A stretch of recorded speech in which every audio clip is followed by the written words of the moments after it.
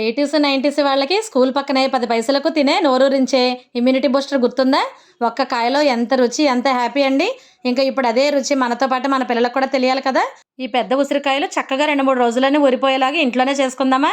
ఒక అర కేజీ మంచి పెద్ద ఉసిరికాయలు బాగా కడిగి కాయ చుట్టూరా 3 ఘాట్లు ఇలా కత్తితో పెట్టాలి. ఈ పెద్ద ఉసిరికాయలకి ఇలా ఘాట్లు పెడితేనే ఉప్పు, కారం లోపల వరకు వెళ్ళి తొందరగా ఊరిపోతాయి.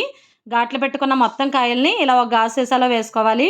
తర్వాత 2 స్పూన్ల కారం, 2 స్పూన్ల సాల్ట్ వేసి ఉసిరికాయలో ఒగరతనం పోవడానికి దంచిన మామిడల్లం తురుము 1 స్పూను వేసి 2 కాయల నిమ్మరసం కూడా వేసి ఈ కాయలన్నీ మునిగేలాగా మంచినీళ్ళు పోసుకుని బాగా కలుపుకొని మూత పెట్టి 2, 3 రోజులు పొద్దున్న సాయంత్రం ఇలా కలుపుతూ ఉంటే మంచిగా ఈ ఉప్పు, కారం, మామిడల్లం టేస్ట్ ఉసిరికాయలకి పట్టి చాలా బాగుంటాయి. ఇలా ఊరబెట్టిన ఉసిరికాయల్లో ఐరన్, సి విటమిన్ చాలా పుష్కలంగా ఉంటాయి.